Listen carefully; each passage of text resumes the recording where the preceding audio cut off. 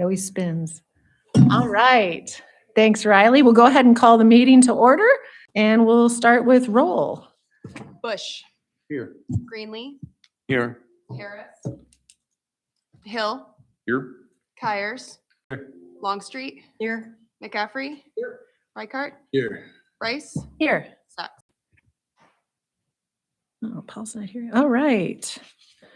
Thank you. I think we have a couple folks that'll be joining us, maybe just a few minutes late. So, all right, for additions and deletions to the agenda, it's not really an addition, but maybe a clarification. Everybody should have a hard copy of motion 12K.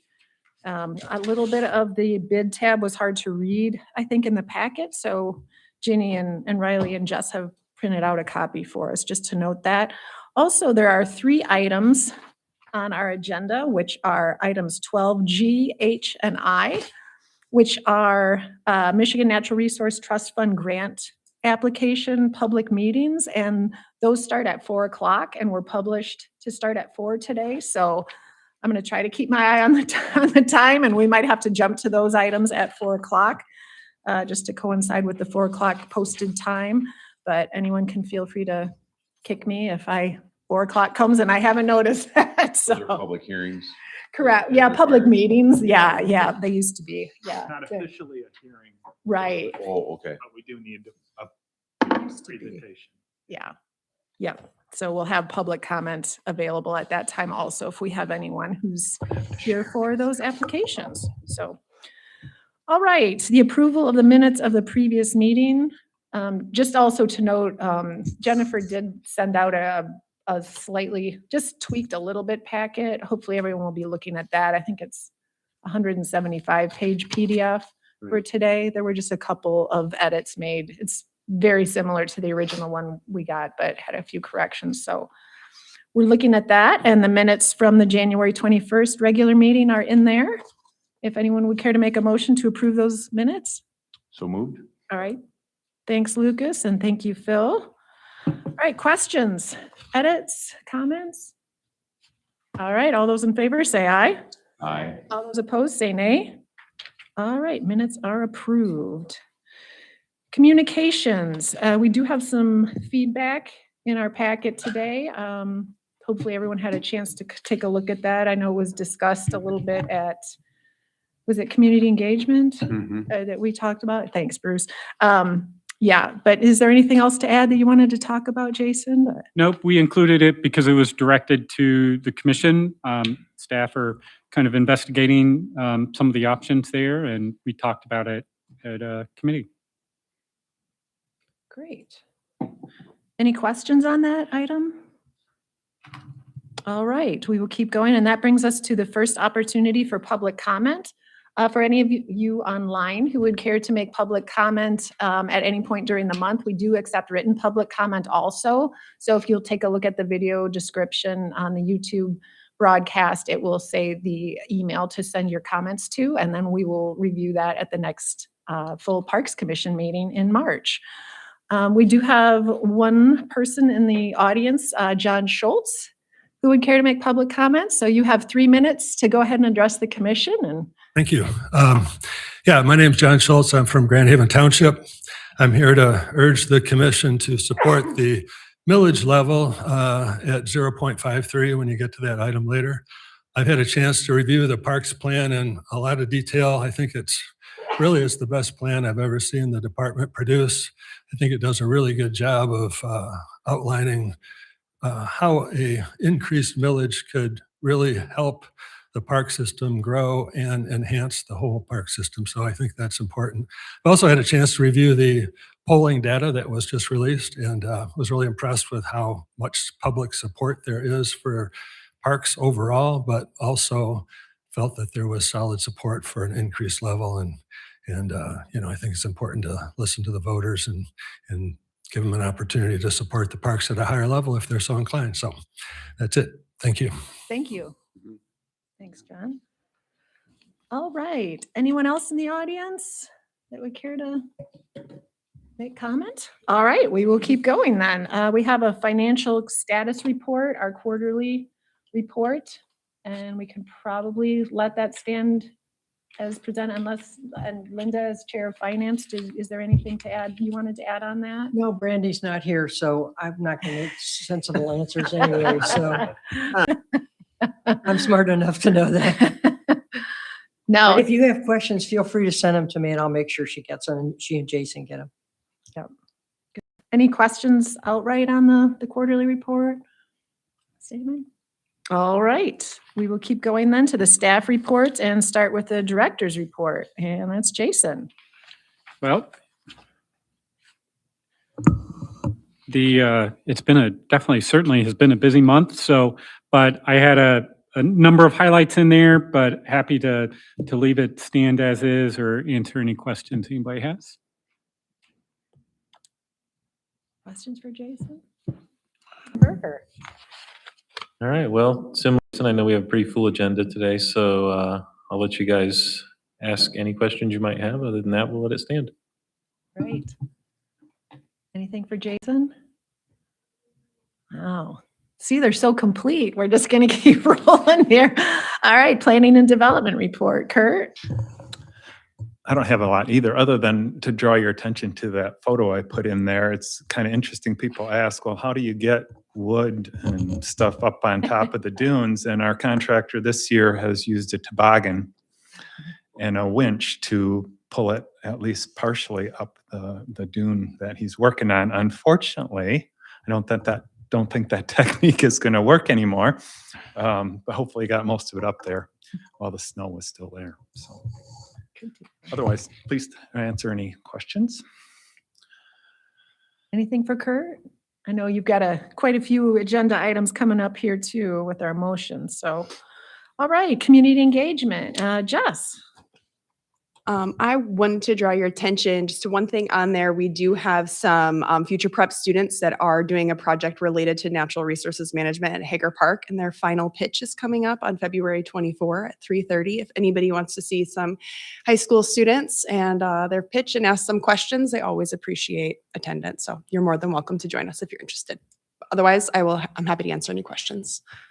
Super. Is that like maybe a half hour long program? Yeah, it's something usually like about that? 15-20-minute presentations Okay. and then questions. Super. Yeah. I've always been so impressed by the big school groups that take some vested interest in our park and then do their own studies and they think their own way through questions. It's really impressive. This is our first high school group too. That's Yeah, been part of that great. program with us. Awesome. What's the day again? February 24th. Great. Any other questions for Jess? All right. And next we have the Natural Resources Management Report and Neely. Yeah, and I just have one thing to add, which Kelly pointed out this afternoon or this morning. I just read it this afternoon, that the notes from this month's NRM working group, advisory working group were not included in the packet. So just to briefly go over that in case anyone was interested. The committee, or not committee, because we changed the name. I'm having a hard time with that. So I Me too. apologize. Me The too. not committee, Brian wanted to call it I think he wanted to call it a club, but we decided on a working group. It's cooler, but he lost. But anyway, so we did a brief update for everyone on both field work and kind of planning initiatives that staff had been up to. And then we talked about a few things coming down the pipeline. So things like talking about expanded deer management, and got some opinions and reactions from the working group. And then really the meat of the meeting was talking about the management plans that we've been working on for quite a while. So we showed kind of the first draft of some of the maps that we've been working on, more from a conceptual point of view than details and specifics having to do with the maps. So we're kind of trying to fine tune the way that we present kind of the maps representing what we want to do as far as management of the parks. So definitely still kind of getting in the swing of things, but we'll be sending out some follow-up materials to get some additional feedback in the next month. And then our next meeting will be in April. So if anyone has questions, I'd be happy to answer them. Yeah, and thanks, Neely. Any questions for Neely? And just as a teaser, I think Tyler's coming next month for the Connected County Park concept, which I'm super stoked about. And you guys Yeah. have done so much great work on that initiative. So Yeah, he's been forward to that. working hard on that, and we've been getting some partners involved, so we're pretty excited Yeah. about it. That's super. I'll add, we were pleased to have him present to the groundwater board. Oh, that's right. I forgot he did that. Yeah, That's good, great. good. Excellent. Thanks, Paul. All right, the development report, and that's Katie. Yes. Oh, sorry. Do you want, sure. If you could grab a microphone somewhere or share one with someone. Or up there. Yeah, that works too. I think that I'll kind of let you ask any questions if there is any. Otherwise, we'll let the report stand as it is. Any questions for Katie? We got to stretch your legs anyway. It's a nice report. Thanks, Katie. All right, visitor and business services report. Is Nick here today or are we letting that stand? Nick didn't make it today, so. Oh, okay, Yep. okay. Does anyone have questions? I'm sure someone might be able to field any Just questions. what percentage of occupancy have we had at the Item Explorers Camp since November? Do we have any idea? We October, can, November. I don't have that off the top of my head, and I don't think it's in here, so we'll get percent occupancy for the next report. Okay. And I know that he said the other day that the computer system, the reservation system is still not working. Is there any more progress on that? Making progress, so we're working with, and, he noted this morning that working with communications department, there's some ADA requirements for public software now, so we're just working through making sure compliance with that. But hopefully any day we'll be able to get that live. He also gave an update at the finance committee and is going to be doing that monthly. And so it was verbal this last time, and I think he was pretty up to date with that last week. But I've asked him to do that monthly. But I understand there's substantially higher income at Pigeon Creek. Yes. Well, you would expect Had that, some- right? some very good Snow. weeks. Until the rain came, right? Yeah. Not today. Yeah. All right, we will keep rolling with the visitation report. And I know Aaron puts these together, but we have these in here, pretty self-explanatory. I did ask him a question, but I think there's a couple of times it says July that's supposed to say January, but I think can kind of figure that out. So, yeah. But if there's any questions, I think Aaron would be happy to answer them on the reports, on the visitation data. All right, with the committee reports, we will start with the executive committee, and we met February 9th in Spring Lake. We have a really large packet today with a lot of items on there, so I think those topics took up most of our time, just talking about how they were going to come together on the agenda, some millage polling discussions, and then we talked about the guest presenter list, which is still being underdeveloped, and we keep adding to that. So we've got some good potential speakers coming up. Those might come and go in coming months because I know it's going to get busier and busier on our monthly agenda. So we want to make sure we have a lighter agenda and we have time to devote to some of those special topics. And then events. We've got quite a few events coming up.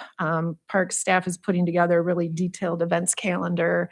So that got shared with community engagement as well, that committee. And yeah, I think that's about all I have, unless Lucas or Linda wants to add anything. Good. Sounds good. All right. Okay, then we'll roll. Oh, sorry. Did anyone have any questions for the executive committee? All right, we'll go on with planning committee, and that's Lucas.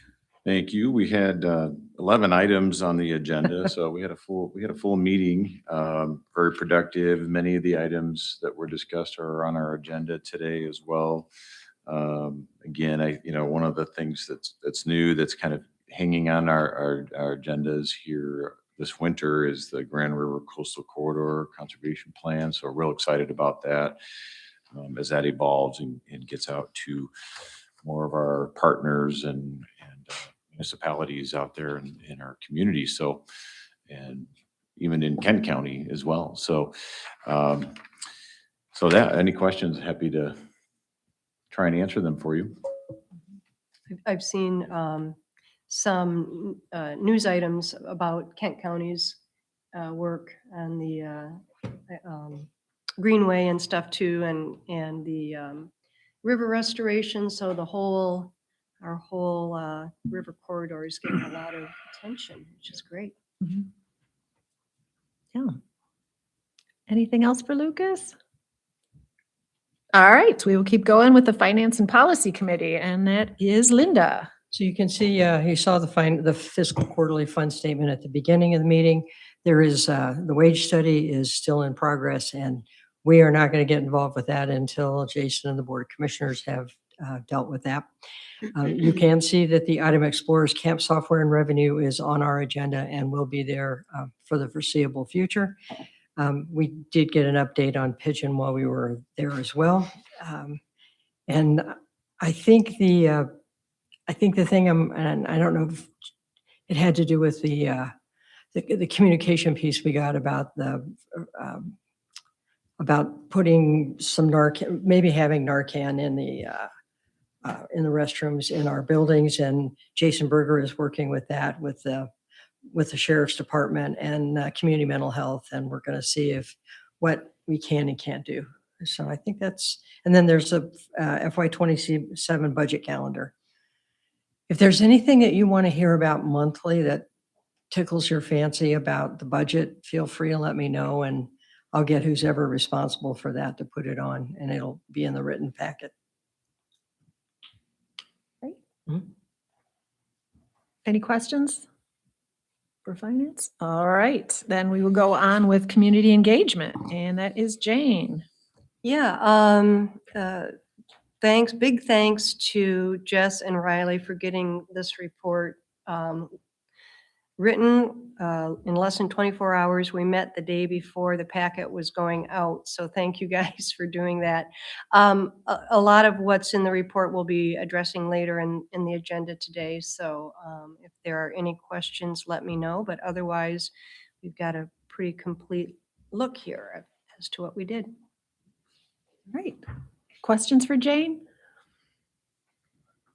All right, and finally, we have a foundation update. And Martin, is there anything that your first official microphone meeting. time? Oh, okay, I wasn't sure. All right, great. The questions moving forward, they can direct them to you, right, They've Martin? officially been onboarded now. as Oh, of okay, 18 minutes ago. okay, nice, nice. Your updates. Excellent. We're super excited you were able to step in and fill that role. Thank you. All right. We do not have any old business today, so we are going to dive right in with new business. And item 12A is the scientific polling results review for the 2026 Parks and Open Space Millage. And this is just for information, so it's just kind of an information presentation. And Jason, did you want to? Oh, there he Certainly. is. He's ready to go. So I'll give it as Jessica gets them up and going and make sure that they're streaming. So Joshua Imminger, hopefully I get that right, you can correct me, but is here with Problowski Research. They're a national polling firm that we hired. And if you all remember, we hired the Parks Commission. We did a competitive process, selected them, and they helped with our the polling we did for the strategic plan that really fed into the strategic plan and then rolled straight into our Parks and Recreation and Open Space plan. And back when we did that original contract, we added an alternate to come back then once we had developed our plans and how we were intending to move things forward to retest the sentiment. And that's what we've done. So the and we really were dependent on Josh and his team there to really make sure that, we wanted clear, defensible feedback directly from the public that is statistically valid. Also here with us today is John Helmhold with Seifert PR. So we hired Seifert to support our educational strategy and outreach. So, and one of the first things we did when we got John's team on was connect him with Problowski and really handed over kind of our draft poll questions to those two, really both as, we want legitimate statistically valid data to support what we're doing, but also then understanding kind of the lay of the land here in Ottawa County. So they're both here to answer questions, and happy to hand it off now to Joshua.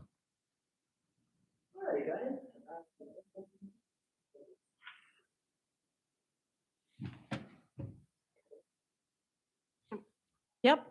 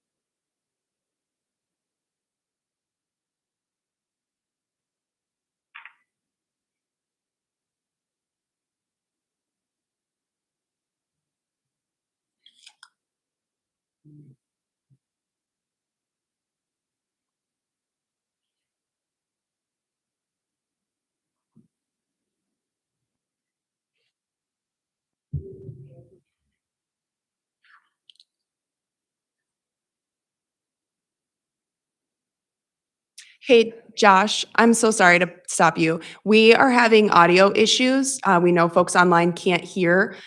It does not sound like it's going to be an easy fix. I apologize for that. So stay tuned to hear the rest of the meeting. Okay, absolutely.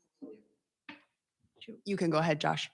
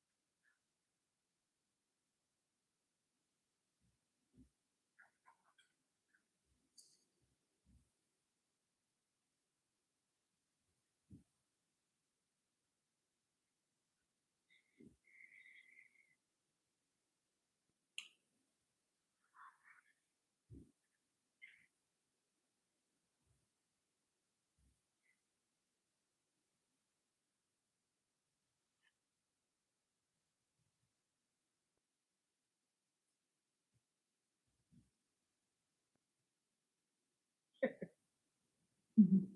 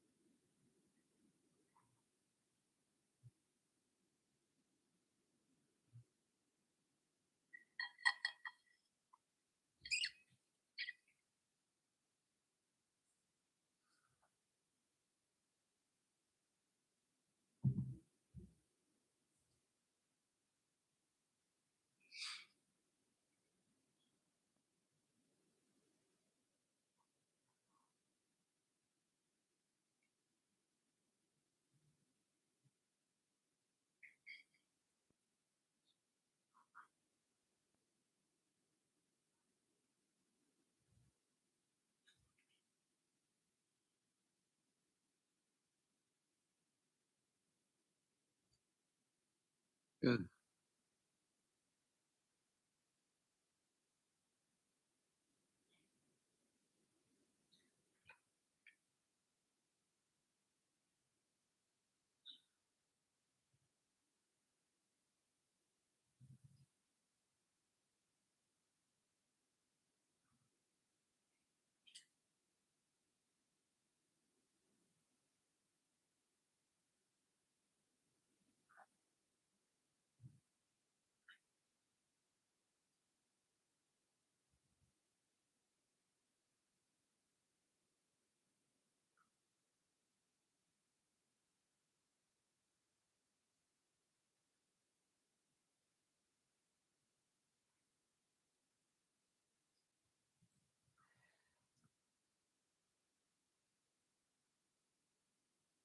Johnson Smith.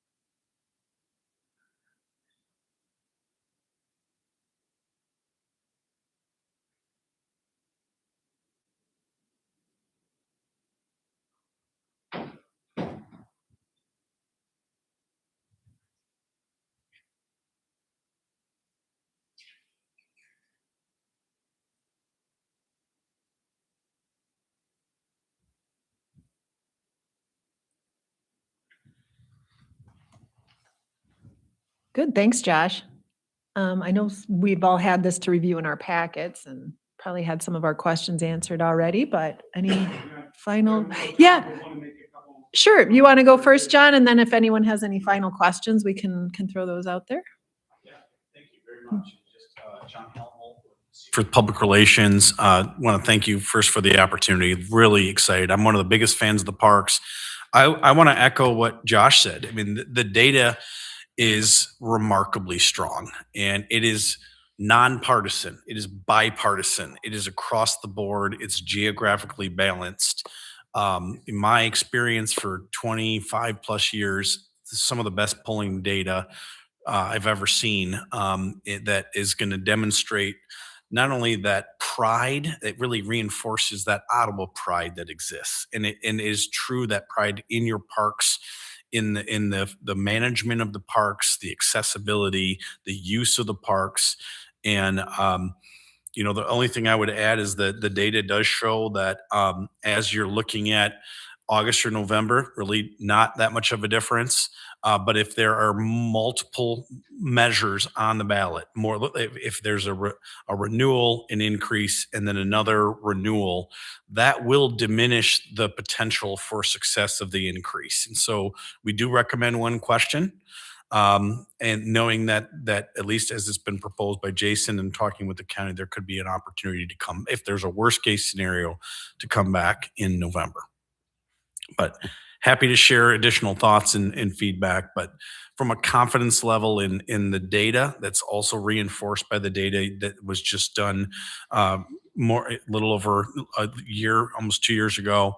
And to see the balance from a partisan standpoint, geographic, this is solid data. It's a solid opportunity. Great.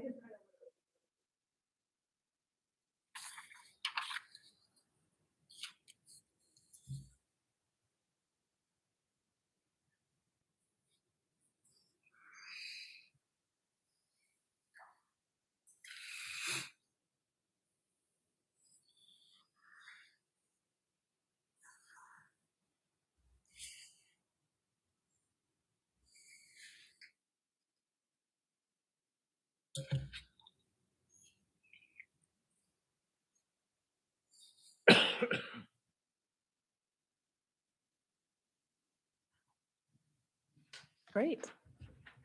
Thanks.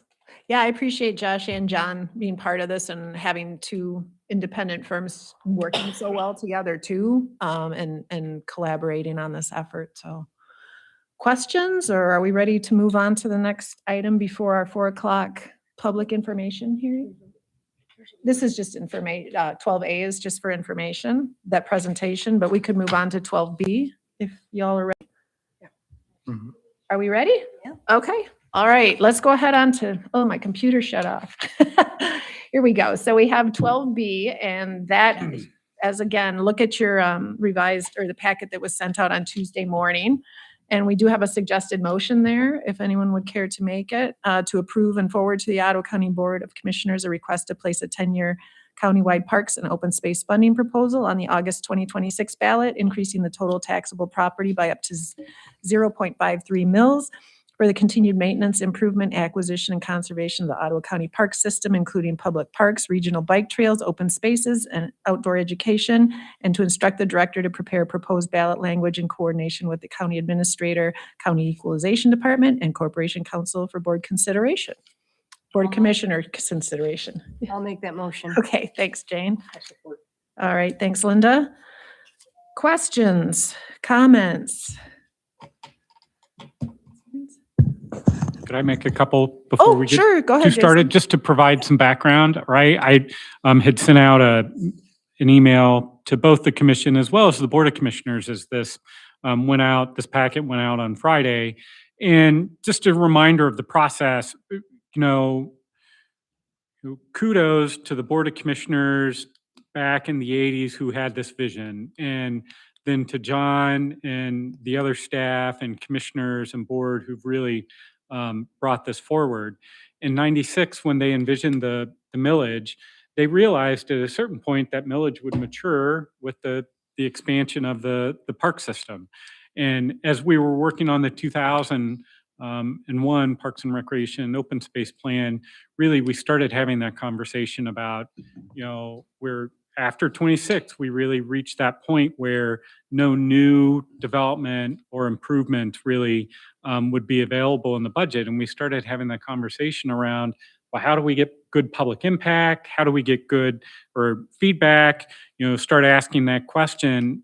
And that's where we really formulated this idea of a strategic plan rolling into the Parks and Recreation and Open Space Plan. And so over 6,000 people participated in that really robust process. Most of you all were involved in it. And really was pretty, similar feedback. And so we established that in '24. We just passed the Parks and Recreation Open Space Plan, kind of the plan, the foundation for how we'll meet some of those goals. And that's really staff's role, right? At this point is we've done all the background and the legwork and tried to build the information to allow you all to make informed decisions. And then, we hand it off. And then the Parks Commission we'll make a recommendation to the Board of Commissioners. So it is a burden for the Parks Commission, but it's advisory and recommendation only to the board. And then the board has to weigh all of the needs throughout the entire county and all the different departments and commissions. But, you know, you all should be really proud of the strong public confidence. You know, we've tested this polling because we all anecdotally understand, you know, the support we have, but it's great that it's backed up by, you know, good, defensible, solid data. So, you know, thank you to you all and the work you do. So. Yeah. Super. Thanks, Jason. All right, we got a minute and a half here. Are we ready to vote? All right. All those in favor say aye. Aye. All those opposed say nay. All right, motion carries. Thank you, Josh and John, very much for the presentation and for being here today. We appreciate you. And we will gear up here. We'll give it, well, I guess we're right at a minute beforehand. We'll move on to item 12G, which is the Michigan Natural Resources Trust Fund's public meeting. So Kurt, I think oh, hold on one sec here. Did we want to go one at a time or, There's just or, one, when they come up, he may or may not. okay, okay. To public, going one at a time, these all lumped together. We can do it however you'd like. The Okay. presentation has all three Okay, grant let's go applications with in it. that. So thanks for folks in the audience who are attending for the public information meeting. We do have 3 grant fund applications. So I think Kurt will go through these and then we'll open it up for public comment and then we'll put it to a vote. Well, actually, I think we should make the motions first if there's a commissioner who wants to make G, H, and I. And if we have support, and then we can go ahead and have the presentation. Do you want time or do you want them individually or? Let's just go from all at once, but if we care to separate them. Does anyone feel comfortable making all 3 motions? Sure, I'll Okay. make that, I'll make Okay. that motion. All right, thanks, Jane. Do we have support? Support? Okay, thanks, Lucas. All right, these have all been through planning quite extensively, the planning committee as well, so we have G, H, and I. Yes, now we will have the presentation and discussion, or feel free to ask questions. But go ahead, Kurt, if you're ready. All right, just for clarification, we have 3 grant applications in here. 2 of them, Tunnel Park and the North Ottawa Dunes, were publicly noticed and notices sent to neighbors. The one for Allendale, we actually didn't need to do that because we held a public meeting last fall, which counts as Okay. part of this. But the presentation includes all 3 because we're recommending all 3 be submitted in this round of grants. So, all right, so let's talk about the first one, which is Tunnel Park. And just for another clarification, you can submit either a development grant or an acquisition grant. So we've got 2 development grants here and 1 acquisition grant. Even though this is a renovation, it falls under the grant application or the development grant. And in fact, you get some extra points when you're doing renovations in the grant scoring, so that's good. So as most of you know, Tunnel Park is one of our older parks. A lot of the improvements were done in the late 80s or early 90s. We have done some improvements. We've rebuilt some stairs. The Dune Ridge Boardwalk has been redone. So we redid the playground a while ago. So there have been some things done, but this is part of the new parks plan, has funds set aside for renovations because we know it's kind of at that age that things are going to need to be done. So this is just an opportunity to double our money on that, right? To be able to do more and better. So this is a map of Tunnel Park with Lakeshore Drive on the right and Lake Michigan on the left. And there's basically 7 elements to this grant. One is reworking the parking areas. So again, like I said, a lot of this paving is 30 years old, so it needs to be either replaced or renovated in some way. There are some areas that our unpaved parking, like these spots here, which are heavily used because they're close to everything, we're thinking we actually want to pave those instead of leaving them just dirt at this time. Item 2 are trail systems. So there is a main kind of spine of trail that goes through here to the tunnel and to our various facilities. That again is asphalt trail. It's getting near the end of its useful life, and so we want to do some renovations on that. 3 was a playground upgrade. As I said, we did do some playground renovations. I don't have the exact date, but it was about a decade ago. Those are good. That's on this north side, but the south side is, again, 30-some years old. Similar to Gross Park, where we're replacing a main structure there. So that's pretty much what we're proposing here. The main big structure needs to be replaced. Some of the surfacing under it needs to be redone to make sure it meets all the modern standards. We are calling for some improvements to the decks and stairways. I would say that's especially here by the tunnel. This deck towards the lake has been covered and uncovered by sand, and the stairway is not even visible now, so that needs to be redone. There's also this area at the front of the tunnel where there's some built-in seats and so forth, again, getting very old, so we want to redo that. And then this other stairway here to the south also needs some work at the bottom to make that work for the beach. It's getting covered up. And maybe we will use our new system. We've been working on a system to have these portable modular type stairs. We may be able to include that here. I hope so. Item 5 is the restroom building. So that too had some renovations done maybe in 2007. But there's a few things we need to do that. Ventilation is the main thing because it gets so much wet use in there. So, in our new restrooms, we've been putting in heated floor, which really does it. We can't do that here, but we can improve the ventilation. Windows, lots of the finishes need to be redone. And we're also looking at adding another shower tower. There is one there, but it gets used so much. We think we need another one to really meet the demand on busy beach days. And also, this park is along Lakeshore Drive Trail, so to maximize the benefits points in the grant, again, to make sure we have maps and things that fit with the regional trail system, that would be included in that area as well.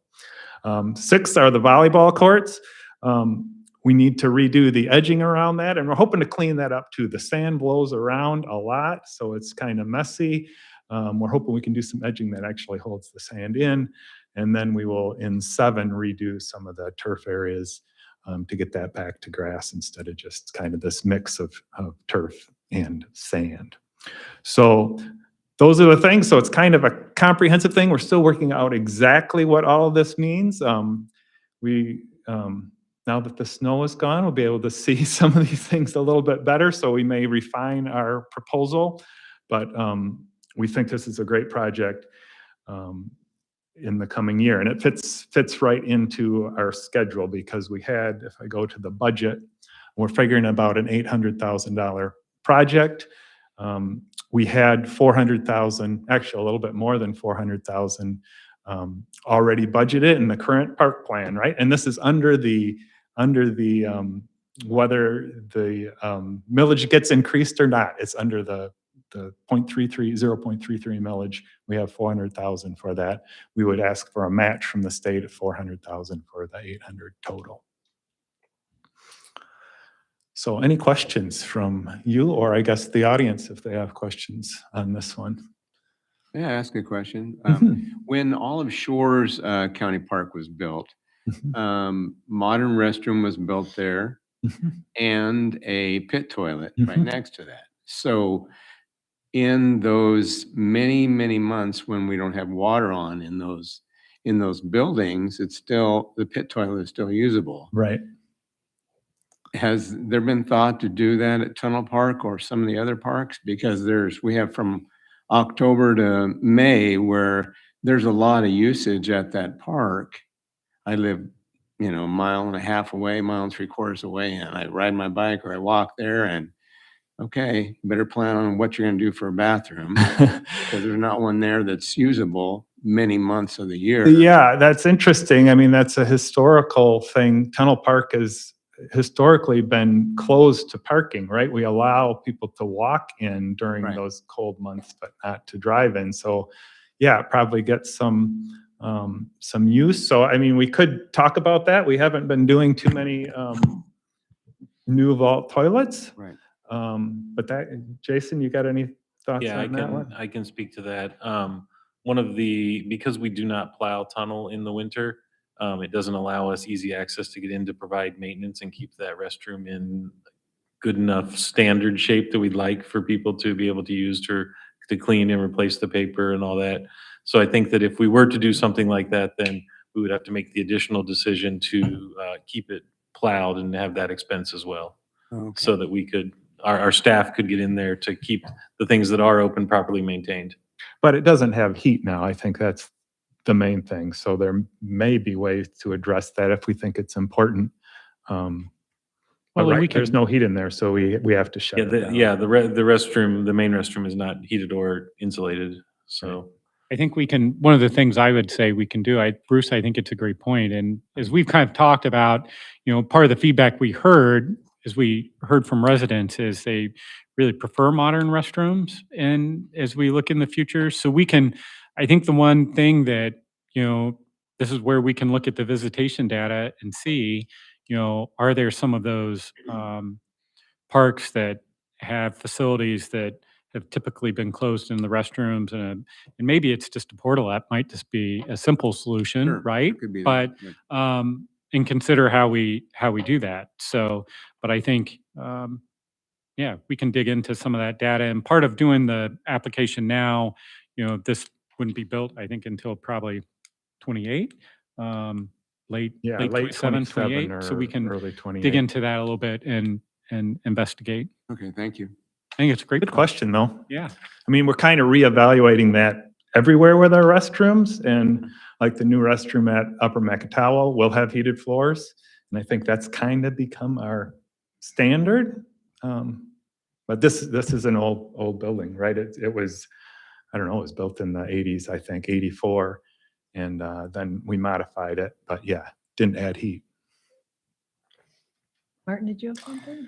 Yeah, I just out of curiosity, looking over all the different areas of Tunnel Park, where do the stairs back in the woods fit into like the timeline of I don't know when those were built and what the Yeah, we state of have, them is. those were not identified as needing immediate attention, but we do have funds.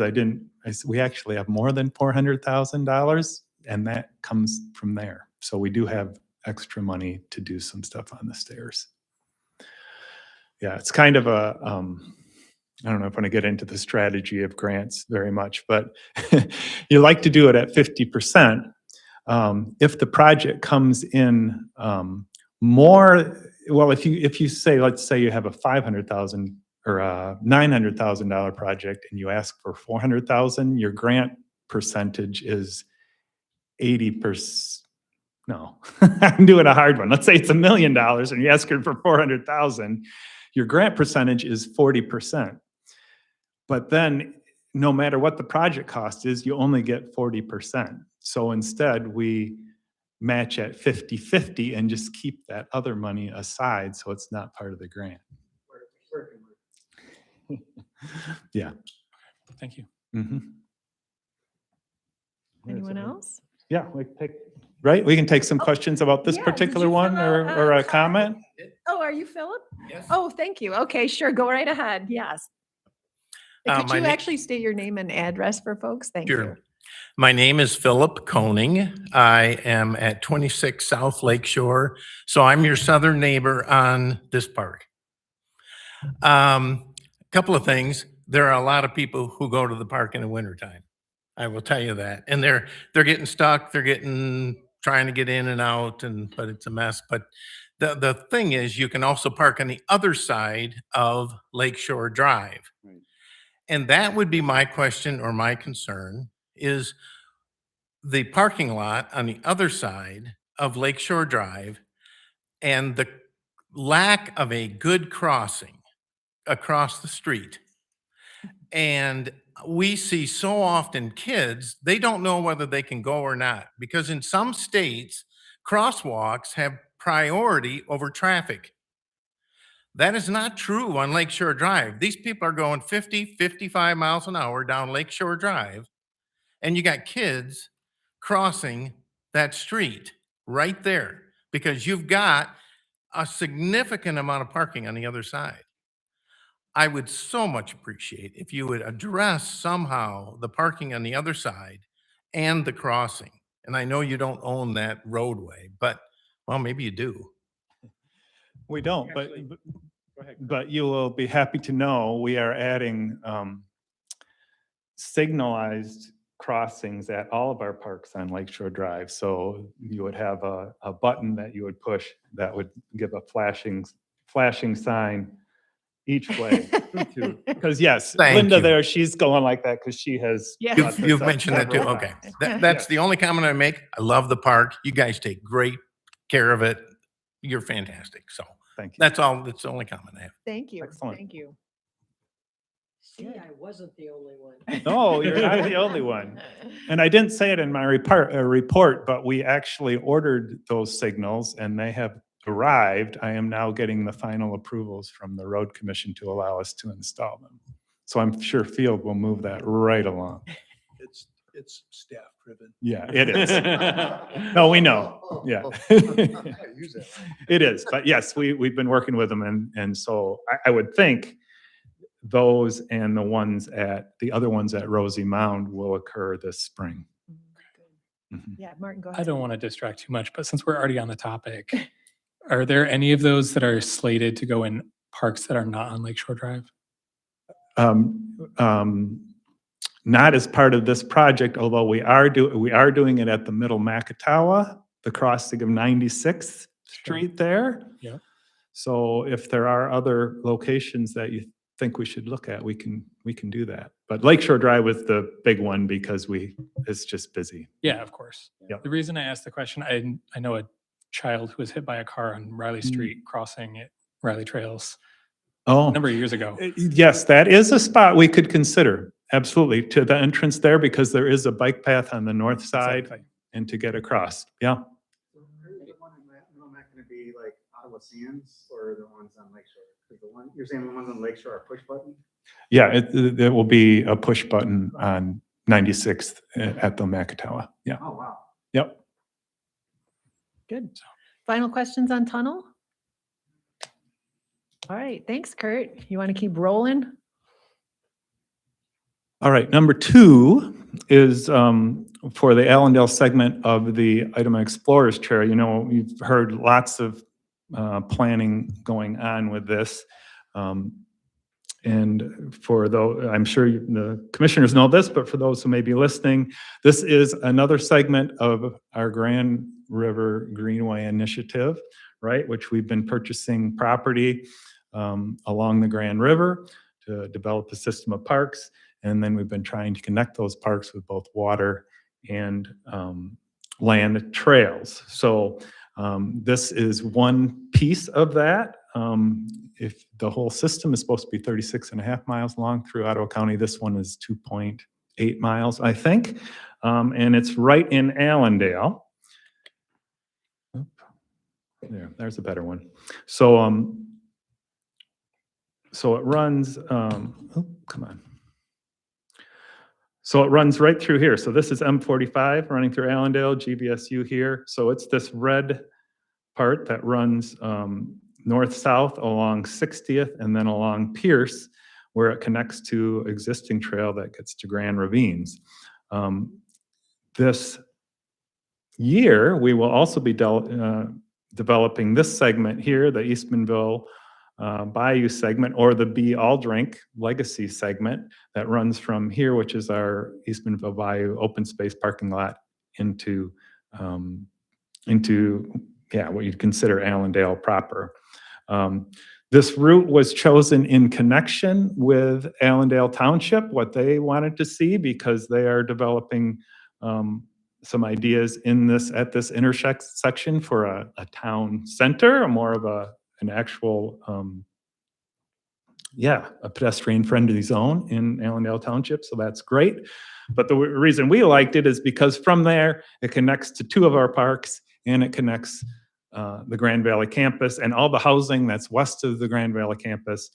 A great shot for them to get right into the main part of town there in a non-motorized way.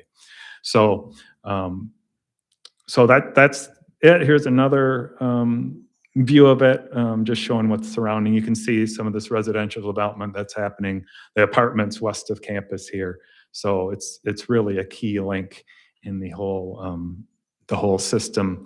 And even though this comes up occasionally now, right? This isn't near the river, right? We wanted to do as much close to the river as we could. There was lots of issues in Northeast Allendale Township getting neighbors on board with that kind of thing. But the township came in and says, hey, we'd like it to develop here. They put money in towards it. And we think it makes good sense for us as well. So in terms of budget for this, we think that segment is going to cost about $3.2 million. Allendale Township has already put money in. We already have Parks Foundation funds from their Greenway campaign as part of it. We're just submitted, was it yesterday or today, Aaron, resubmitted a grant for the Transportation Alternatives Program. It's federal money, but run through MDOT. That would be a big chunk of it, but it would be great if we could get a state grant for this too. We did this at the Stearns Bioconnector, was kind of the same funding scenario. So I don't know, we think we have a good shot at it. It's maybe a little bit marginal, right? It's not in any of the things that get us lots of points. It's not by the dunes. It's not, it is in an urbanized zone. That does help us. But we think it's definitely worth it. This project is on kind of a long time frame, so long that in fact, if we are unsuccessful this year, we may come back next year and try it again, because it would still fund us in time to probably do this. So just another note, we've mentioned this before. We've worked, been in connection with our state legislators on this project, and then with the county administrators' support, we met with the county's lobbyist and reviewed this because, as Kurt was mentioning, this incorporates, that connection into the township's town center, and there will be the new throughway intersection. So we put together a 2-page kind of project sheet that will work. That's already been, we just got approval from the township, and we'll work with Bob DeVries from GSI and our lobbyist to try to help support transportation funding for that intersection. So in conjunction with the trail project. Quick question. If we do need to defer it for a year or whatever, the Allendale Township funding is still committed? Yep. Yeah, in fact, it's in our account already. So They did a resolution, and Yeah. just within the past 6 months or so, supporting that. And if we don't get this grant, we probably would still proceed. It just takes more funds from the Grand River Greenway Fund from the foundation that wouldn't be available later. So we're trying to stretch out those funds as far as we can. And can I ask, and the grant fund, are you talking about the TAP grant to cross the intersection on 60th, or? The intersection is kind of a totally separate Different thing. right? Okay. Okay. We're trying to get it in closely aligned in conjunction. Maybe there's some TAP funding that could go for some of it, like the actual signals for the pedestrians could be funded, but like the actual road curb stuff could not be funded with TAP. So that's what we're looking for, some extra funds from other places. Okay, thanks, Kurt. Anyone else? I just had a super quick question, just to understand the finances. So the Allendale segment is $400,000 of parks money. I'm sorry, of the grant, 373. sorry, of the Oh, yeah. grant. I meant the Trust fund grant, yes. we're proposing So that's the 400,000. 400,000. And then for Tunnel Park, it would be we would use our 400 and some, a little bit more $1,000 to use as whatever is to be determined match to, so that's a little bit more undetermined, but it's around 800,000. Yeah, I mean, if we would get that grant, we would find the best way to use that 800,000. I'm sure we can Okay, use it, but okay, yes. perfect. Okay, thank you. But this, we're using all this other funds that are already there as our Right, match against the gotcha. 400,000. Perfect. Yeah. Thank you. I just know sometimes the dollar amounts are like in the motion themselves and sometimes they're supporting Oh, it. But- right, So I just wanted to right. make sure I understood all And of that. 400,000 is the maximum you can apply for under a development That's right. grant with the trust fund. Anyone else? Sort of peripheral question. What percentage of the item Explorers Trail is done at this point? Good question. We're at like 21 miles out of the 36 built, Built. but And we we're- have another 5 or 6 miles going in this year. And it would be really interesting at a future meeting, not today, we obviously can't do it. I'd like to know where the areas that are the biggest difficulties are. That's easy. Yeah. Well, I think it'd be good for us to know. That's easy to, yeah, I'd be happy to show you that. Okay, thank you. Yeah. Yep. Good. Yeah, planning committee would be good. The same for the Upper Macatawa Greenway, where they're the biggest challenge. I think if we know where it'd be Yeah. really good for us to know. I will put that on the agenda for the here are the next planning problems. committee. Thank Yeah. you. That's good. Yep. Good. All right, final questions on Allendale?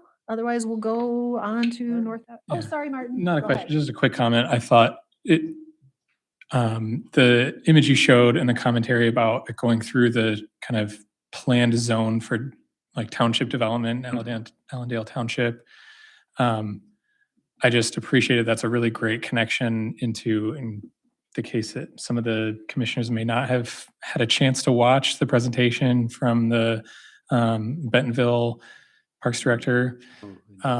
There is a lot of evidence showing how impactful that is, like with the background of the Greenway being staying as close to the river as possible. It's a strong argument, but being able to connect to places like town center and residential places like this is a huge benefit to the actual translation from, the concept to people using it, and it bringing people Yep. away from the town center into actually using the rest of the trail. And right, and I think Bentonville's such an interesting comparison, because I think our natural resources in the greenways are just, right, that's really part of the draw. They built a trail system that's a draw, and we'll have a trail system and then these incredible natural resources. So I think our, greenway system connecting into Kent County will be one that people look at across the country and look to, so. Yeah, pieces like this are the way I see it, at least, that's the key to the connectivity piece of this whole thing. Is getting it where The people are. synergy with our trail, even though we love it when it's out in the natural areas, but to be able to get into a place where there's services and food and places to stay and all that kind of stuff is key. I think doesn't TAP like that as well? Yeah, I don't know exactly Generators, I believe. what we make that case, right, that we're connecting to neighborhoods or business districts, all that kind of stuff. So the thing for TAP, I'll just quick, to allow you to even apply, if they didn't think it was going to be successful, they just wouldn't have you apply because it's so much work.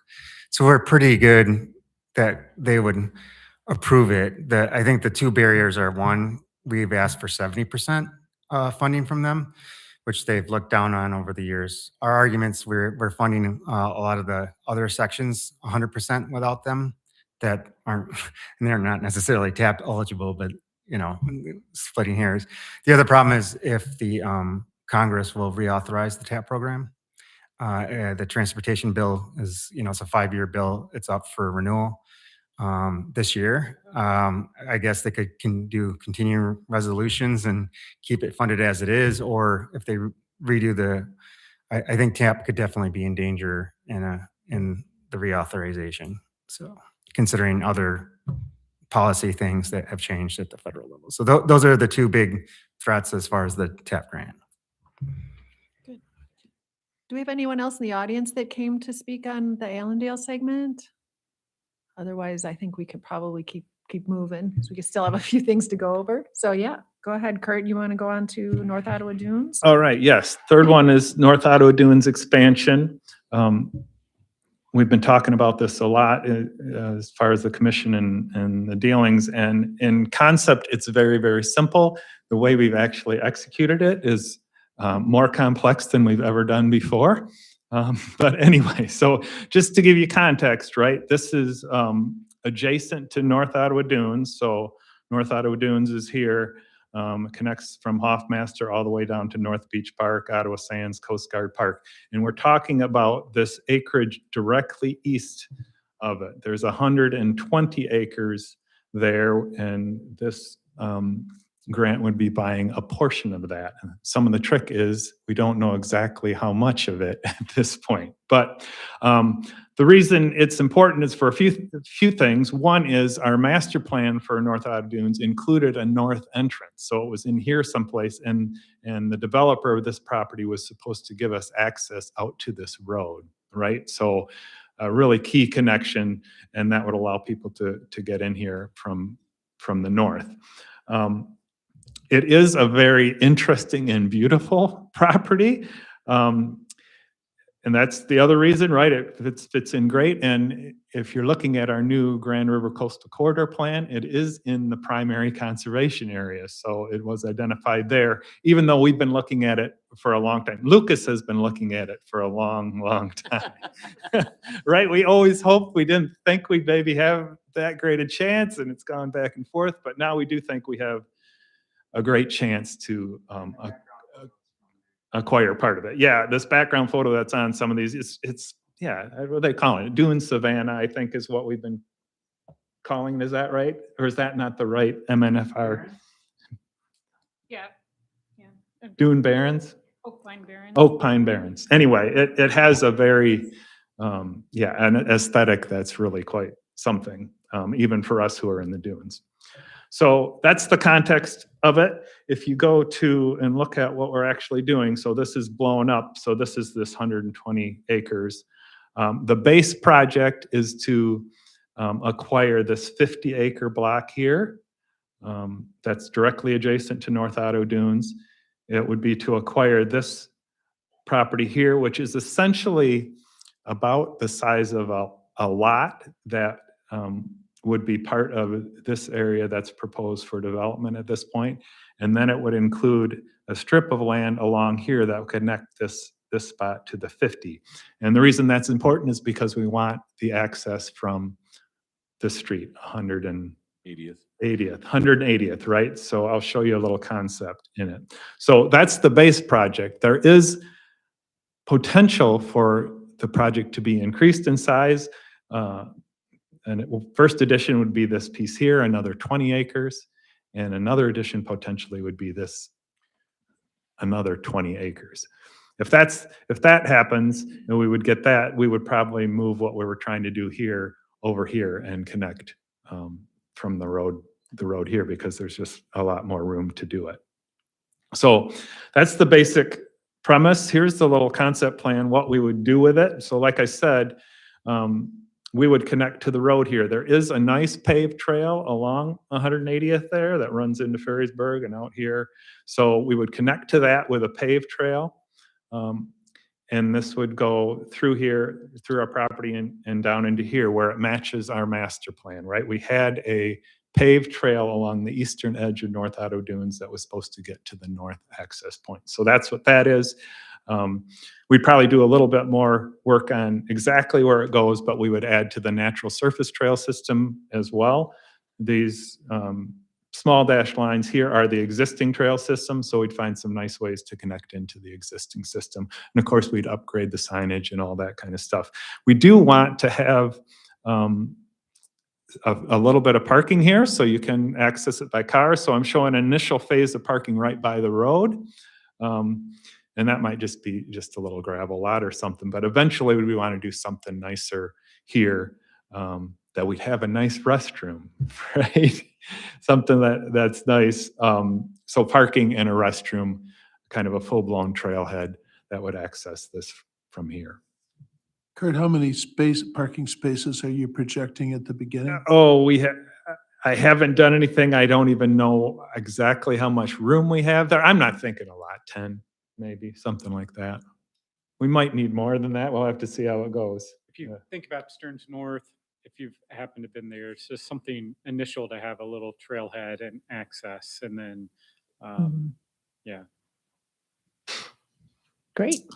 Okay. So, well, and as it's Kurt mentioned, originally we've been talking about the 50 and then this optional for maybe an additional 20. The property owners been very agreeable and working with me, and so he was comfortable with us expanding it to up to 90 and really working on our behalf to try to secure as much of that as possible. And we want to make sure in the grant, because it's always easier to back it out, you can't necessarily add it in. So we've worked with the trust fund staff to make sure they're comfortable with how we're doing it. So we've kind of crafted this with their advisement, and it's really pretty exciting.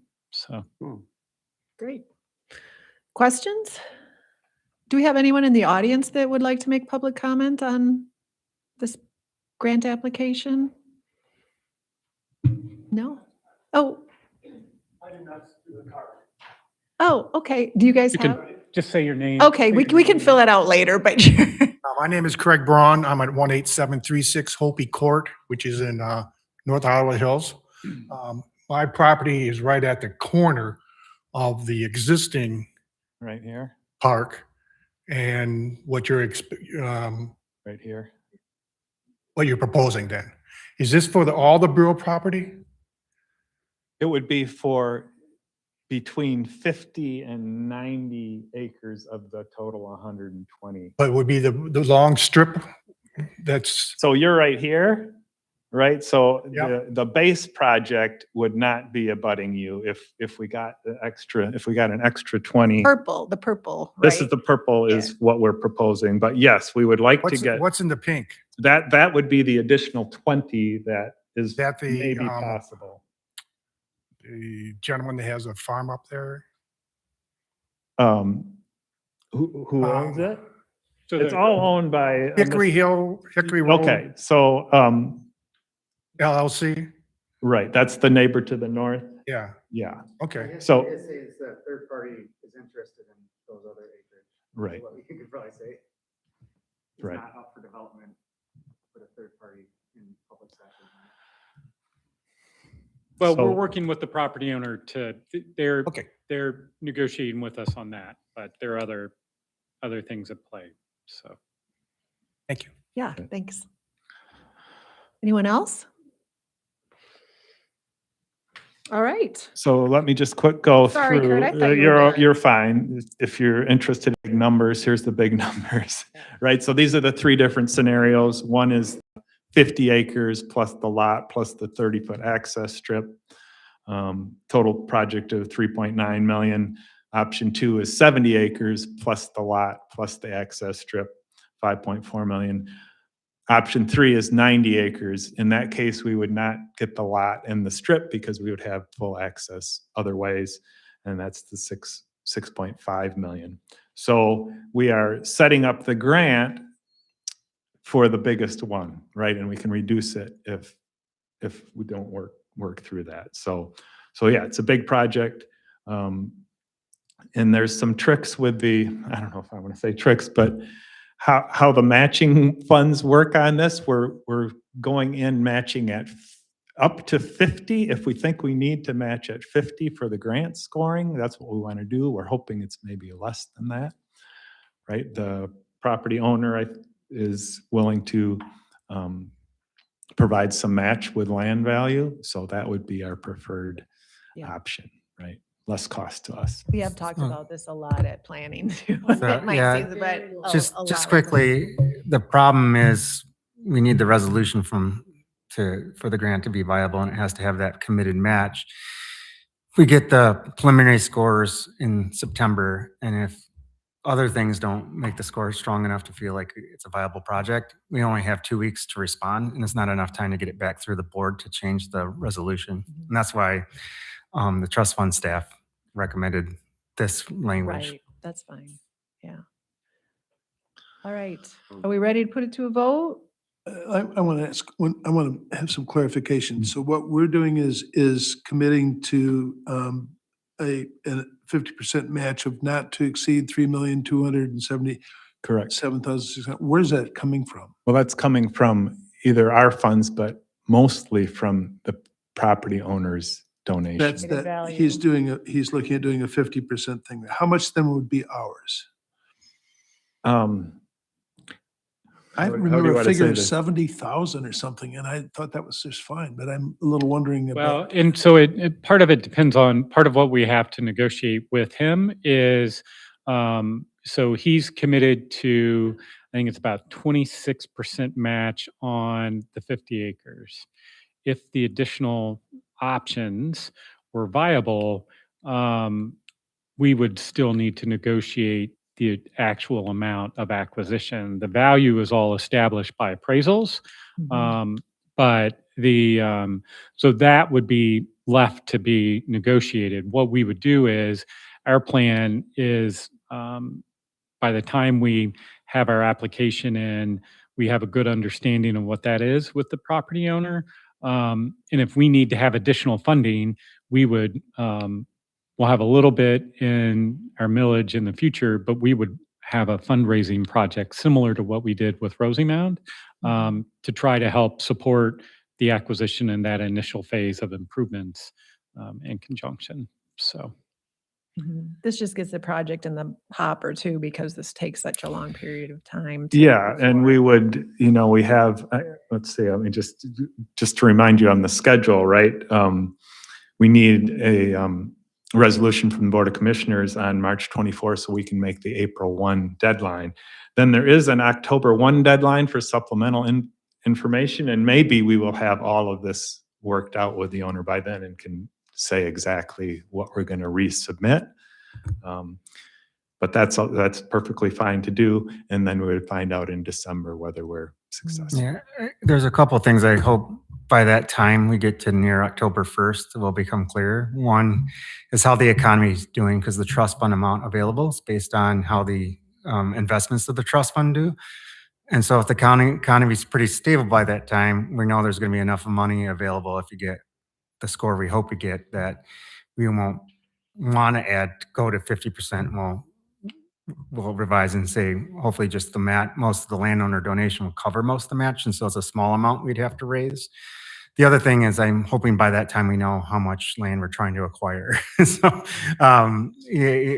that can help us make it clearer on the final thing. If we're going with 50, if 70 or 90, then yeah. So I think the 50% is the worst case scenario. And I think we'd have to have conversations and going into August to back here of how much we're willing to really commit at that time. So like, as it said, the resolution is just to keep that door open. Yep, exactly. So, right. so this has to be done before the March 24th board meeting? The grant has to be, the resolution, they have to adopt the resolution language by that meeting. All right. So, but they don't need to do it February 24th. No. All right. So we're going to have another meeting between now and then. I'm wondering if we can have a little bit more detail on this. It's very, very vague to me, and I'm uncomfortable. Well, we have to adopt it today to go to the 24th board meeting. That's just how long it takes to get through the board process. Yeah, they have to get their information so far ahead of time. But I can say this isn't uncommon with grant applications. I mean, Joe, you deal with grant applications too, and it's just a lot of times you have to put out the best information you have at the time. And in this case, it's a maximum scenario. Like we might get this much maximum acreage. And then as you work through the details of the process with the submittal deadline, you just kind of refine those numbers and acreages and dollar amounts. But wasn't there the figure of $9+ million a couple minutes ago that somebody used? It was 6.5, right? We think everything. Yeah, to do the full 90 acres. So there has been a value put on the additional property at this point? Well, not a formal appraisal, but that comes later. Yeah. So it's an estimated It's an estimated value. So we feel pretty confident in the value per acre with the appraisals we just did for the Rosemount expansion. So with the property owner, we've agreed it's approximately, for today's purposes, probably valued around 60,000 an acre. But with any grant this size, the trust fund will require, after we do all of the due diligence, the environmental, the survey, the title work, and they approve all that, then you do the appraisals. And they require 2 certified appraisals. So, but that will be much later. One of the things that's important, and Field might give you a little more reassurance. So this is just approval for the grant application. Right. So there will be a purchase agreement that we're working on, and we're actually trying to do that proactively on the front end with the property owner. So that's what's taking us a little bit longer, or we would have kind of had that. And then so that will come before the Parks Commission and the Board of Commissioners. And then we'll have a grant agreement that will eventually, they'll recommend in December of 26, and then sometime late in the year, the last quarter of the year in 27, we would hope to have a grant agreement in hand that really will then at that point establish how much we have to commit to. Because the purchase agreement will always be contingent on the grant and board approval. So there are going to be multiple other opportunities for the Parks Commission to approve this. This is just the grant application. And also you have to approve the final purchase too. And I think the penalty in the purchase, the purchase agreement will be contingent on the grant funding. Right. As John knows, there's been a few grants in our thing where we've gotten awarded the grant and had to withdraw it because we couldn't complete the purchase. Yep, exactly. All right, we got to get going. Yeah, Yeah, one super last quick. thing, yes, thank you, is I think this has been a really complex item to go through, and so I just commend staff for, you probably spent more time on this application in advance of submittal than you have on many others, so but thank you for the effort in going through to get this to where it is today. So it's And- been many years. Yeah. And again, it's globally significant land that's adjacent to our property. All right, we're going to go ahead and put it to a vote then. Everybody ready? All right, we're voting on G, H, and I all together, unless anyone objects to that. Does anyone object? Okay, all right, all those in favor say aye. Aye. All those opposed say nay. All right, motions carry for G, H, and I. All right, thank you everyone in the audience for coming. If you came for the public information meeting, feel free to stay, but we're going to move on with our agenda here. Carly, you are up. Thank you for being so patient. She's going to give us some information on our volunteer program.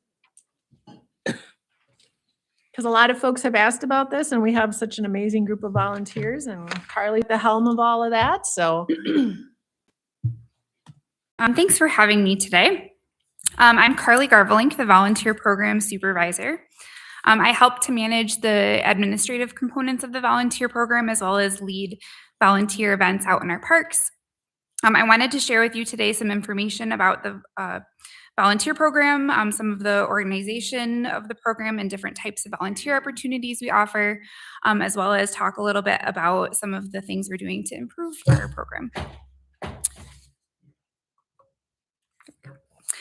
So volunteer categories. We can divide our volunteers generally into 3 different categories.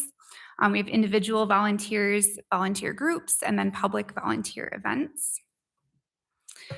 Our individual volunteers. We currently have over 300 individuals with service logged over the last year. That totals a little over 7,500 hours of service. Many of these volunteers have what we call a volunteer assignment. So that's just the name for the job that a volunteer agrees to help with. All of our volunteers go through a process before they take on a volunteer assignment. That's what the bullet points on the screen outline. So they submit a volunteer application online. Then I meet with them for a little interview. We talk about the types of volunteering that volunteer work they might be interested in. We talk about current assignments that we have available. Once we have a volunteer assignment selected, then they complete a background check. I send them a little welcome email with some additional volunteer information, and then they're connected with their supervising staff member. So that will be their main contact for their volunteer work, the person who will help them with any training that's required, and then the staff member who can answer any questions that they might have while they're doing their volunteer duties. Volunteer assignments. So we have a lot of different volunteer assignments. There's a long list, so I'm not going to talk about all of the duties associated with each of our volunteer assignments. They are all organized by division.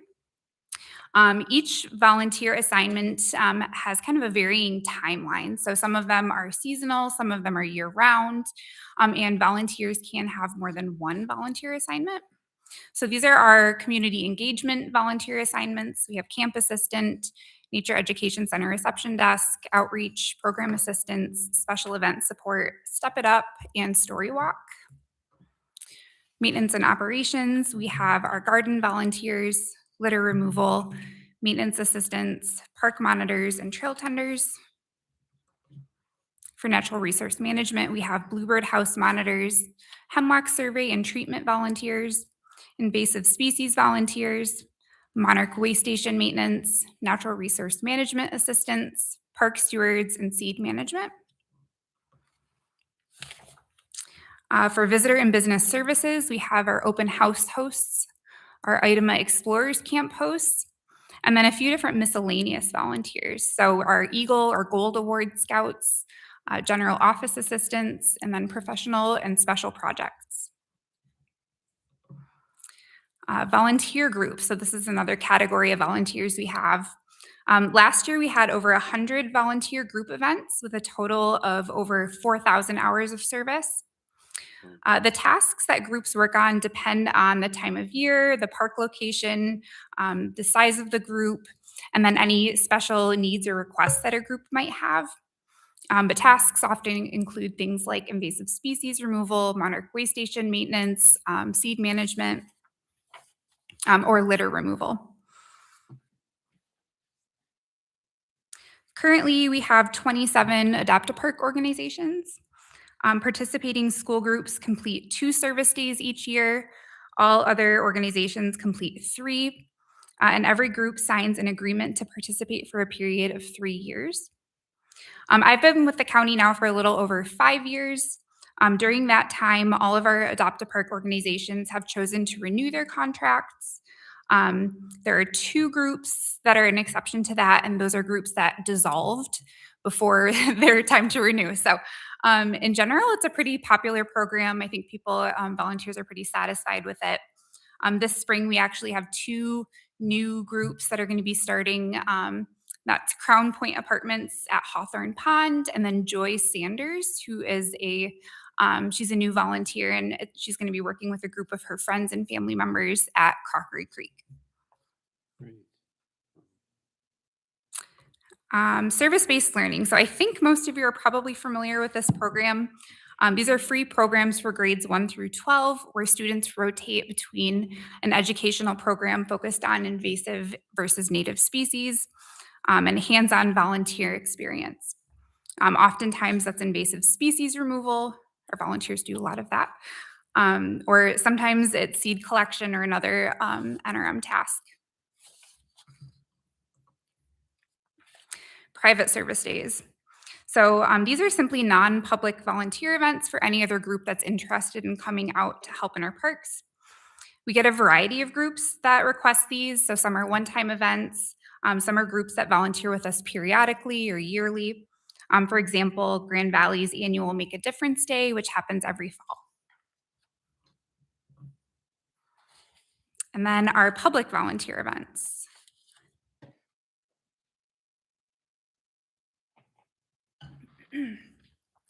Currently, we have 2 reoccurring public volunteer opportunities. So those are our park cleanups and service Saturdays. Service Saturdays focus mostly on natural resource tasks, so invasive species removal, seed collection, seed processing. And then park cleanups focus mostly on litter removal. So we find that litter cleanup tends to be a pretty accessible volunteer task. So there are people who aren't necessarily comfortable or don't maybe know what invasive species removal entails. So we like to use those events as a platform for education for invasive species and to give those volunteers a chance to maybe try out invasive species removal if they'd like to help with that. And just tell them to throw it in their litter bags. Yes, yeah, most of them you can, so it works out great. Public volunteer events. So outside of those reoccurring events, we're always looking for ways to encourage volunteers to get involved in our parks. These are some examples of additional volunteer events we've hosted or participated in.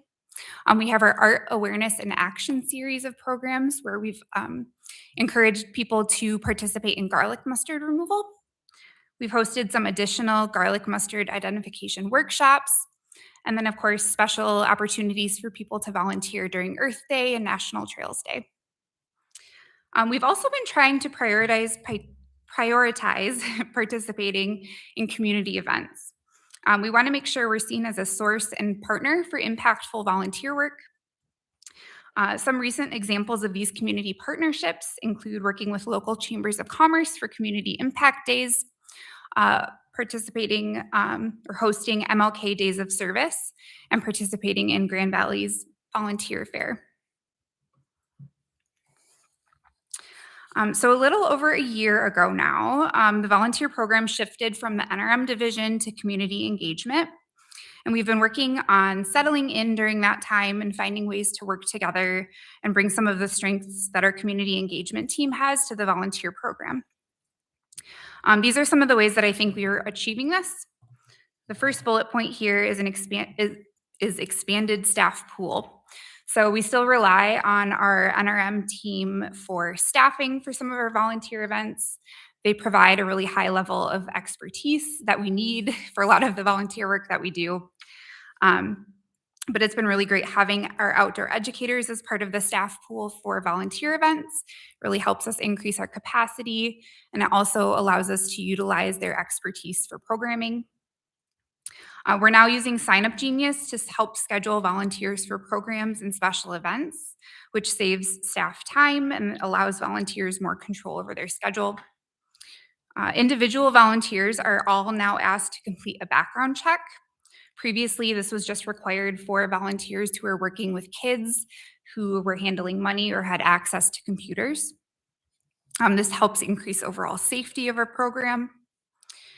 We're also working on improving communication with volunteers. So hopefully some of you have maybe received our new volunteer newsletter. It's called Friend to Friend. So Riley has helped a lot with that. This will be a place where we can highlight volunteers and upcoming volunteer opportunities, both in our parks and with some of our local partners. We're also working on some updates to the volunteer webpage, which will be coming in the near future. And then finally, this year will be offering some quarterly private program opportunities for our volunteers. We know that our volunteers are some of our very best park advocates, and we want to make sure that we're leaning into this. We're hoping that these programs allow us to engage with volunteers outside of their typical work and build up their skills and parks knowledge to help them be great park supporters. That is it. If anyone has any questions, I'm happy to answer. Good, thanks, Carly. That was great. Questions for Carly? Who's ready to sign up? To look for information that you just accessed on the PowerPoint, we would look on the county parks website and then go to a volunteer tab. Yeah, do you mean to get involved in volunteering or? Right. Yeah, so you can fill out a volunteer application or you can look up our public events. So those are listed in our programs calendar online. I may have missed it. Do we have a volunteer appreciation day of any sort where we have a picnic or something? Yes, yeah, we do. So we host that every fall. So volunteers that have volunteered more than 5 hours every year get an invitation to that event. Good. That's a great dinner. Good food. Yes, yeah, it's a fun time. Yeah. Food, you missed it. Anyone else? I just want to Yeah, go add that ahead, Carly Nan. does an amazing job. As I'm Yeah. sure you all know, either by reputation or from what she just told everyone, she's really brought our volunteer program to the next level. So I appreciate her Thanks, Steely. a lot.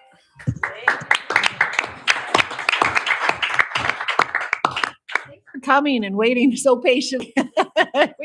You got booted down the agenda a little bit, but we appreciate you. All right, Jess, the Parks Annual Report. I don't want to shortchange you on this either, but we are going to get to see the video next month too, right? Yeah, I Is was that gonna correct? say, it's not anything new, so I was gonna leave that as it stands. And if you have any feedback that you want to share with me or Riley, let us know. And then after, so it wouldn't be next month, it would be in April, we could show the video because we'll April, have it okay. finished for the board meeting on the Okay. 24th. Super.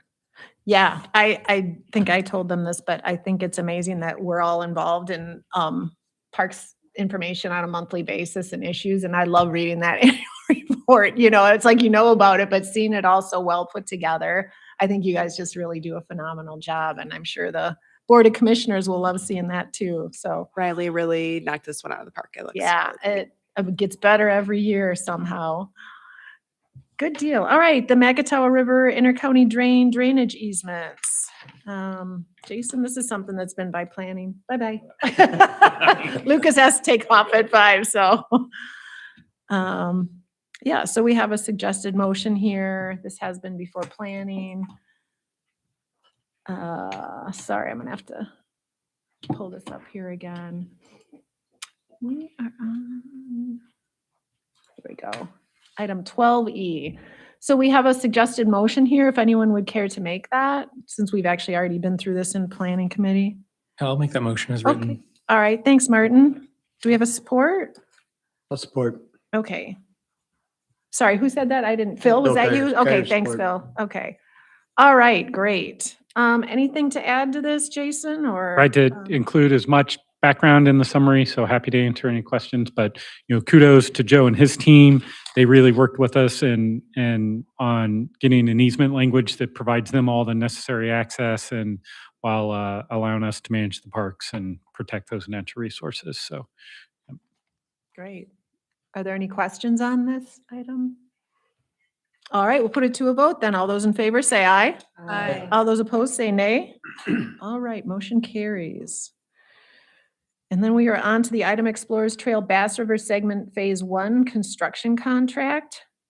We did talk about this a little bit at planning, but I don't think we had the final numbers in yet. Did we, Kurt? Right, we didn't have the final numbers in, so. Yeah, so if someone would care to make the motion so we could discuss. So moved. we could- Thanks, Linda. Support. Joe. Thank you, Joe. All right. All right, Kurt, you want to give us just a little summary and a little more detail on where the bids came in? Sure. So we had a good number of bidders, I think eight or nine. All were under our estimated costs, so that was great. This one was particularly low, so low, in fact, that we did interview them and talk to them about it, but they feel confident they can do the work for this, so we are going to take the savings and go. It is this guy's company is fairly new. I don't know, 4 years old or something, but he was a foreman on the Jennison Mill segment of our trail. So he has done trails. I do know him. I have a good working relationship with him. So we are really eager to get that one going. So it would start likely in April and be done later this year. Yeah. Cool. That'd be awesome. Questions for Kurt on that? All right, we'll put it to a vote. All those in favor say aye. Aye. All those opposed say nay. All right, motion carries. And that takes us to 12J, which is the budget calendar. Linda mentioned that this was run by a finance and policy, but. It's for information only, just give you a heads up how things work. Yeah. So it's there. If anyone has any questions, though, you can feel free to ask Linda. Or Jason. Or Jason. Or Brandy. Anything right now, or everybody good with that? Accepting it as is? File it for your information later. And final item is the Rosie Mound expansion, Phase 1 design and engineering. And we have a motion to accept a proposal. I don't know, since we have this to fill in. It's in Kurt, your do you wanna green, go it's on ahead? the green sheet Oh, now. sorry, that's Yep, right. that's You fine. had to remind me. Yep, we got this. So we have the bid tab here. It's a little more legible, so thanks for printing Yeah, that out. I really small. appreciate that. And we have a suggested motion to accept the proposal from MC Smith. If anybody would like to make that motion. So moved. Yes. Okay. Thank you, Jane, and we'll take Martin as support. Okay, Kurt. Do you want to go So, over this just a tad? yeah, so Yes. we received 8 RFPs, which is too many for me. I don't like going through them and parsing through because we have worked with 6 of the 8. Just for a little bit of budget thing, our estimate for these fees was going to be about $110,000. So there were 4 of them that were quite close to that, 2 were quite a bit below, and 2 were quite a bit above that amount. We did do some interviews and checks on references, and it's always hard when there is someone low. I am recommending not the low bidder, but the second low bidder for a few different reasons. Well, MC Smith actually did the master plan. I expected them to be low because they know the project. We did give the low bidder a good chance. We interviewed Tower Pinkster, and they had a good proposal. The worst thing was what you don't see in what I gave you is the amount of hours that they have dedicated to the project. We asked them for that, and it was below half of what most people were doing. So I don't think they quite know how hard this is going to be. And we also did get a reference that wasn't glowing. And so when you get a reference that isn't glowing, you tend to do it. I'm not saying they're bad. All of these firms could do it, but I am confident that if we go with MCSA, we will get the project we want. So that's what I'm recommending. And just to clarify, we do all this in conjunction with fiscal services. So they take the lead on bidding these out, scheduling everything, helping us staff review them. So it's right in conjunction with fiscal services and purchasing that's the recommendation. So that includes everything we see on this map and Right. Yeah. We had defined a phase 1 project. It's about $1.2 million total. Yeah, so it's the big thing that isn't in there is a modern restroom. We're hoping that can come soon, but yeah. Anybody else? No? All right, we'll go ahead and put it to a vote. All those in favor say aye. Aye. All those opposed say nay. All right, motion carries. Hey, a couple under estimate bids this time. Yay. That's always exciting. Yeah, because that really is. It's like Right. $30,000 that the foundation doesn't need to raise to meet our budget. So, yeah. Nice. Put it to something else. Great. All right. This brings us to our second opportunity for public comment. Does anyone in the audience care to make public comment at this time? You could have 3 minutes to talk about anything parks related. No? All right. Once again, if you're online, feel free to email any comments you want to send the Parks Commission at any time during the month to the email address you see in the video description there as well. So, all right, going around the horn, the last item here is Commissioner's prerogative, and we'll go ahead, start. Field, do you have anything? I think many of you realize that I am not enthusiastic about the 0.53. I didn't voice a no vote when the vote came. But I also want to say that this is not the Supreme Soviet or the Soviet Duma. And if we have concerns, I think we should have the opportunity and to be encouraged to express those concerns.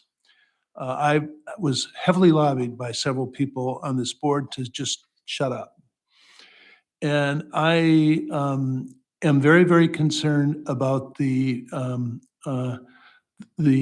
poll's great, but some of the ways that some of those questions were raised bothered me a little bit.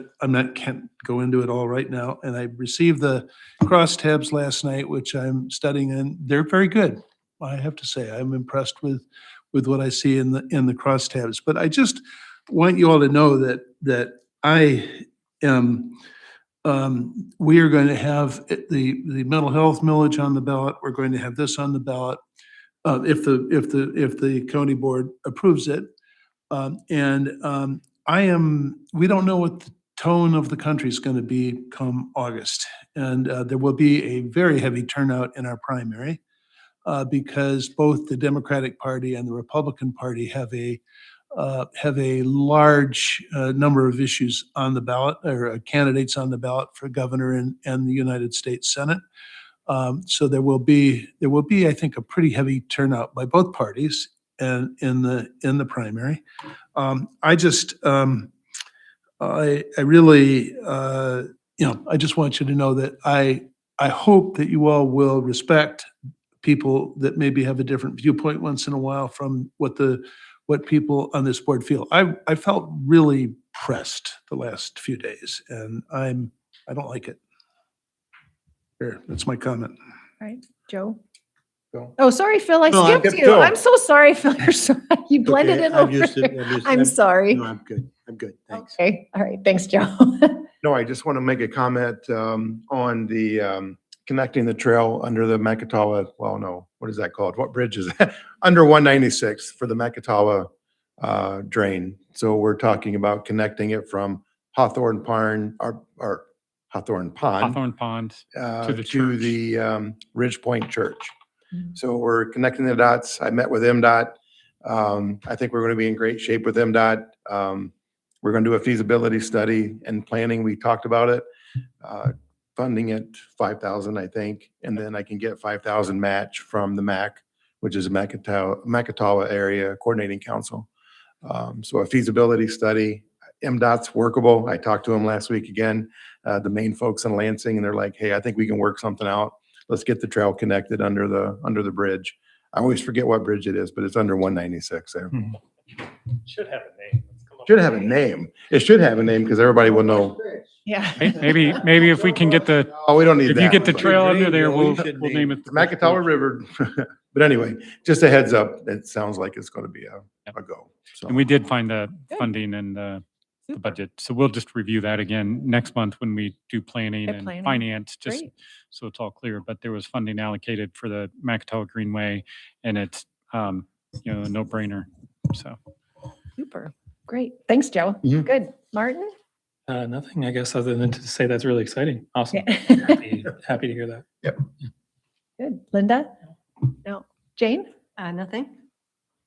Bruce? I just want to tell you, Jason, I really appreciate you putting in the link to the Bentonville, Arkansas Parks Director at the MAC.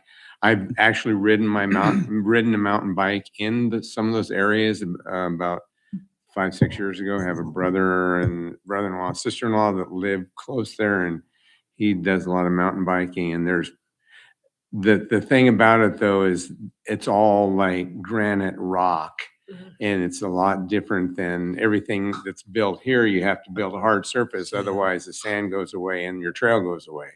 There, it's different, but it's very interesting because it's all woods, very similar to what we have here. Different tree makeup, but anyway, I appreciated seeing that because it was very interesting to say, yeah, I've been there, and oh yes, that's crazy.